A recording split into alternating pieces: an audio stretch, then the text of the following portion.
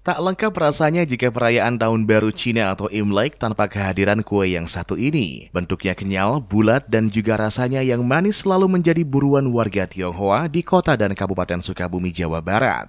Kue keranjang atau dodol Cina berbahan dasar dari tepung ketan ini, jelang perayaan Imlek kini banyak diburu warga. Salah satu tempat produksinya berada di Jalan Tipar, Kecamatan Citamiang, Kota Sukabumi, Jawa Barat. Dalam satu hari, rumah produksi ini dapat menghabiskan 3 ton kue dodol. Seperti inilah mula-mula tepung ketan dicampurkan dengan air dan gula merah diaduk hingga mengental. Lalu dicetak di sebuah keranjang kecil dan dimasukkan ke dalam oven ukuran raksasa selama 20 jam. Sementara, pemesan berasal dari Sukabumi dan luar Sukabumi.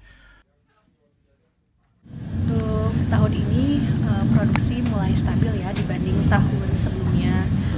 Namun peningkatan memang belum signifikan tapi udah mulai stabil.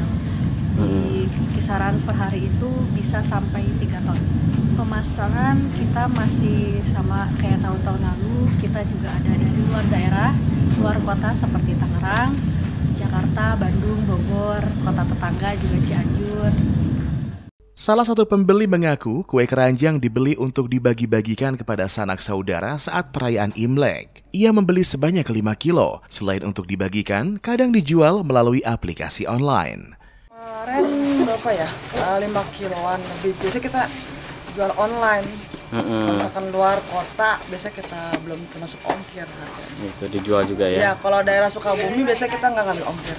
Kita anterin aja. Oke, ada 10 kilo tuh? Lebih. Lebih dari 10 kilo ya? Lebih dari 10 kilo. Oke, emang setiap tahun belinya di sini ya? Iya. Kenapa Kalau nih? misalkan di wihara biasanya kan banyak yang ini ya anggota-anggota atau buka atau gimana gitu kan. Bisa buat bagi-bagi. Untuk 1 kilo kue keranjang dibanderol dengan harga Rp48.000.